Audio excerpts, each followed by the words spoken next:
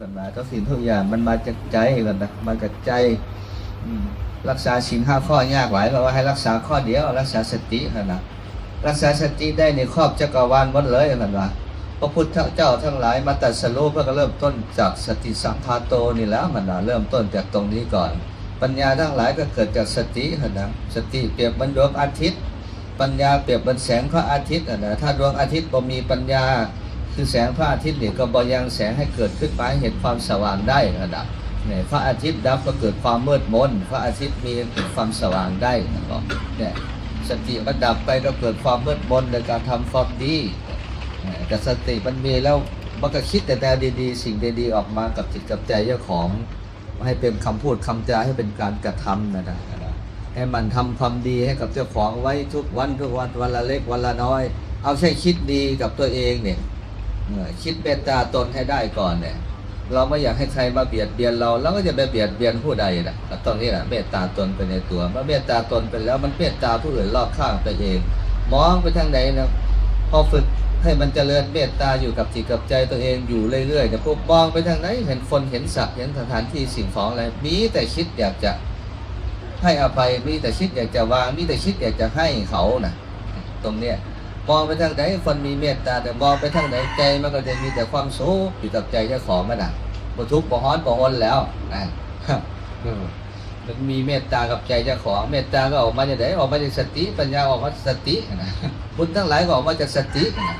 ตัวนี้เป็นตัวสำคัญที่สุดนะครับเอาบัดนี้ไปกับไปพากันตั้งใจครับพรเด้อระลึกถึงในความดีของตัวเองที่ได้กระทำมาแต่อดีตในปัจจุบันนี้ไม่ว่าด้วยกายด้วยวาจาด้วยใจอะไรก็ตามนะข้าพเจ้าขอสิ้นบุญให้กับพระสัตว์ทั้งหลายในสกายทั้งกายทิพย์กายหยาบทุกภพทุกภูมิที่ยังไม่ได้เข้าสู่พระนิพพานขอให้สรรพสัตว์ทั้งหลายกายทิพย์กายหยาบในทุกภพทุกภูมิเหล่านั้นได้พากันอนุโมทนาเอาในความดีอันข้าพเจ้าได้อุทิศแผ่บุญให้กับพวกท่านได้เรื่อยเถิดหากท่านทั้งหลายตกทุกข์อยู่ก็ขอให้พ้นจากทุกข์หากท่านทั้งหลายสุขแล้วก็ขอให้สุขยิ่งขึ้นไป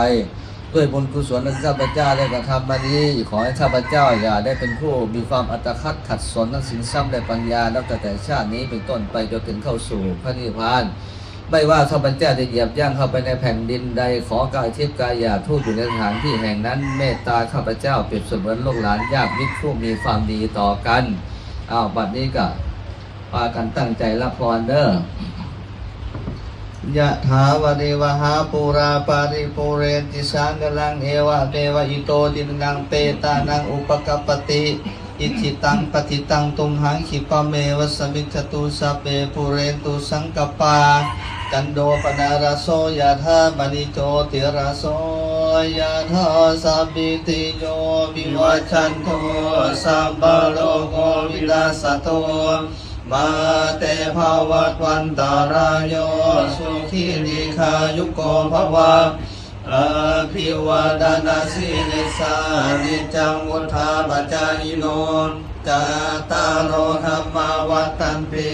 อายุวันโนสุขังภะละระยัจจโคดาคินาดินนาสังฆังหิสุปฏิปิตามิคารตังหิตายาสาธานาโสภะคะปะเทโส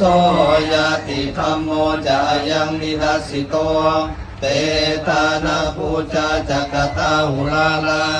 บาลัญจภิกขุนังอนุปปินังโตมเหหิปุญญังปัสสุตังอนัปปะรันติภวตุสาบมังกลังรังคันตุสาบเดวตาสัพพะพุทธานุภาเวนะสนะโสทิภวันตุเตภวตุสาบมังกลังรังคันตุสาบเดวตาสัพพะธัมมานุภาเวนะสนะโสทิภวันตุเตภวตุสาปมังกลังราคันตุสัพพะเดวตาสัพพะสังฆานุภาเวนะสนะโสทิภวัน